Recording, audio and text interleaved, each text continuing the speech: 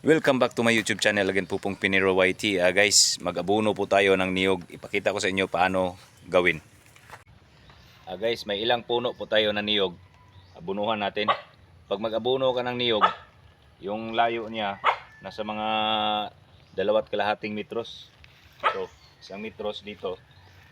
O dito, ilagay.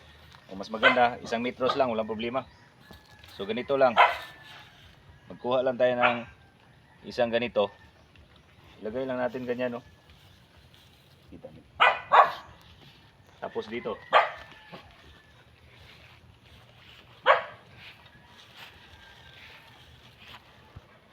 Yung iba kasi nito, maghukay sila. Nakapagod na maghukay. Mamelt lang naman yan eh. Hindi naman ito yung paglupa mo nakaganyan, slanting. Siyempre hukayan mo. Pero yung lupa dito, walang problema eh. Dito, lagyan din natin.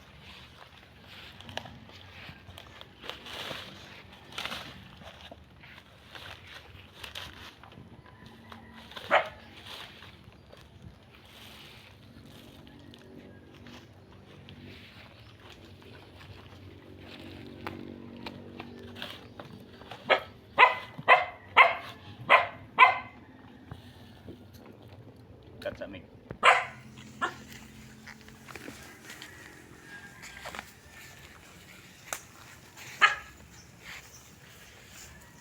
Huwag natin i-direct sa gamot kasi pag i-direct natin sa gamot, may tendency na masira yung lubi niyog natin.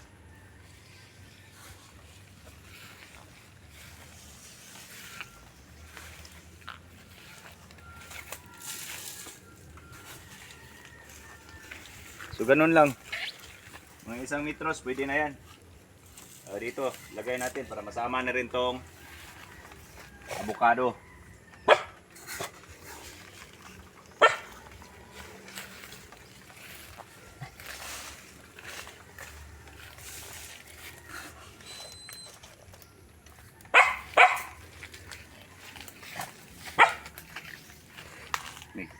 Itong niyog namin ngayon konti na lang kasi pinutol kasi sa marami ng mga bahay kasi, kaya konti na lang yung mga dwarf natin. Dami tayong dwarf. Ito pakita umig. Ito marami tayong dwarf. Nandun pa yung iba. So ito lang mga malaki yung lagyan natin na abono para ano siya, mamulaklak.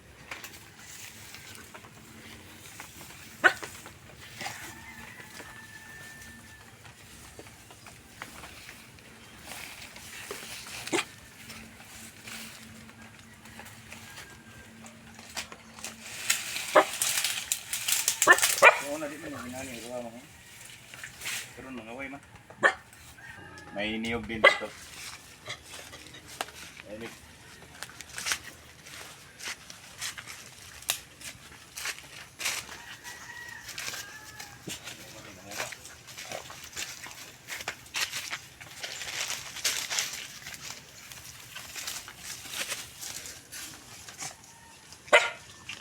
Ilong.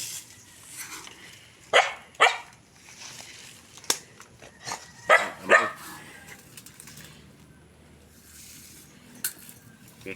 Punta tayo dito sa kabila. Pakita yung ito yung mga dwarf natin, dwarf. Pakita yung mga dwarf nito.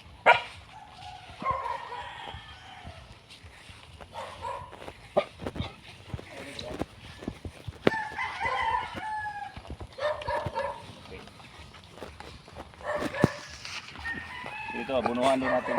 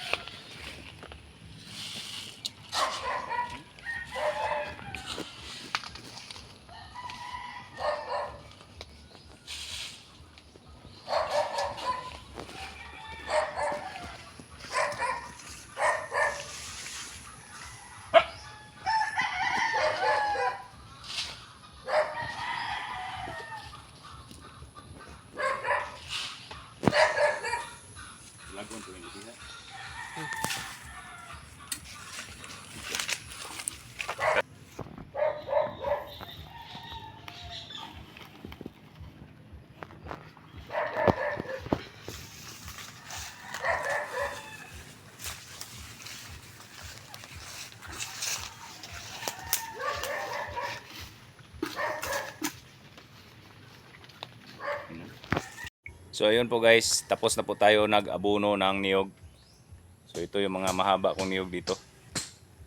Kunti na lang to sila, mga 10 piraso kasi pinaano natin, pinaputol yung iba kasi malapit sa bahay. Yung nilagay natin dito sa lupa natin, yung mga niyog, ito dwarf. Mga dwarf po yan. Yan, marami-rami po yan sila. Nandun yung iba, malaki na yung iba eh. So may mga kunting saging po tayo dito. Nilagyan natin ng ito. Anong tawag nito? Avocado. 3 years old pa tong avocado na to, pero ito dito oh, namunga na eh. Kita ko sa inyo. Ito namunga na po to avocado natin oh. Ito guys.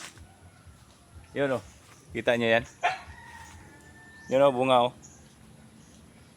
Meg, tingnan mo dito Meg. Yung bunga oh. Malaki na oh. Yun oh. Yun bunga oh. First bunga niya. 3 years old pa tong avocado na to. Tingnan nyo. Yun, namulaklak Meg oh. Tingnan mo, daming bulaklak oh. Mga duha niyang bunga, tro. Oh. Oh, tingnan nyo gaano ka kaliit pa yan itong avocado na to oh. Pero namunga na, 3 years old. Kaso may anay. Kinakain siya ng anay. Animal din to mga anay. So ito, mayroon din tayo dito. Pero ito hindi pa namunga. Ito. Kasing edad lang sila. Yun oh. Ganun na yung avocado guys pag 3 years old. Ang bilis mamunga. Saka ito yung mga dwarf natin oh. Kita ko sa inyo. Mga dwarf din tayo dito. Ito, nalagyan na natin na abono to. Yung mga dwarf na yan. Hanggang doon. Pero mga next month siguro. Bili tayo uli ng abono. Kasi itong abono na bili ko para pang dito lang sa mga malaki ko na niyog. Pero ipaputol ko to eh kasi ano, peligro din. Pag matumba, eh, may mga bahay-bahay na kasi. Pero dito hindi masyado malapit sa bahay. Yun, may mga saging din tayo dito. Yan po, yan lang ang piniplex ko lang yung ano ko dito, libangan. So ito lang po yung mga tanim ko, may mga ano din ako dito. Gabi. Ano yun? Katatanim ko lang nito. Yan, mayroon pa din. So, yan. Daanan niya dan, krasada. So, balang araw, matayuan ko to ng ano, babuyan. Yung cage ng baboy. O mag-alaga ako ng manok dito. Kaya magandang libangan dito. Kaya magandang tong lupa na to eh. Itong lupa dito sa kabila, ibibinta po yan. Pero wala tayong pera, hindi tayo makabili niyan. Mahal. Kasi more than 1 hectare po yan dyan. Pero dito, maliit lang to yung lupa natin dito. 1,000 square meter, pero okay na. Laki-laki na rin yung 1,000 square meter. Ito yung ano natin, kubo. Tingnan nyo, kubo natin. No? Ito mga kahoy ko, hindi pa nagamit. Inaanay eh. Pero nilason ko yan. Nilagyan ko ng ano, diesel at saka naptalina. Dinurog ko, nilagay sa diesel. Kaya pag dito ako mag-relax. Ito may ano din tayo dyan oh, tulugan. Yun. So saging natin. May ano tayo dito, lakatan at saka kardaba. At saka yung isa, bulungan. Yun ang tanim natin dito. Tingnan mo oh, yung isa oh. Oh, ganda tingnan no.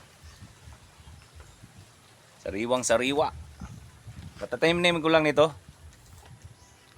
Ayun, nandun din sa kabila. Ito dito, lagyan ko kasi ito ng ano, lutuan. Kaya hindi ko muna tinanim naman dyan.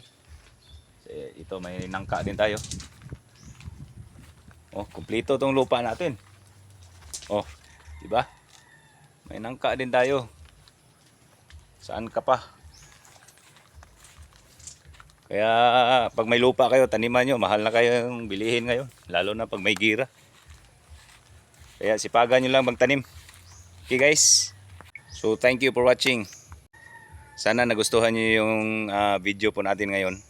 Please subscribe my YouTube channel po pong Pinero YT. Paki-support guys sa ano ko, YouTube channel kasi malapit na po ako magkasahod. Kaso hindi ako po kasi popost lagi ng video. Kaya ito yung nangyari. Pending palagi yung ano ko, sahod. Kaya please, kung maawa po kayo sa akin, please subscribe my YouTube channel po pong Pinero YT and please click the notification bell para updated po kayo sa mga bago po nating videos. Thank you guys, panoorin niyo yung video ko.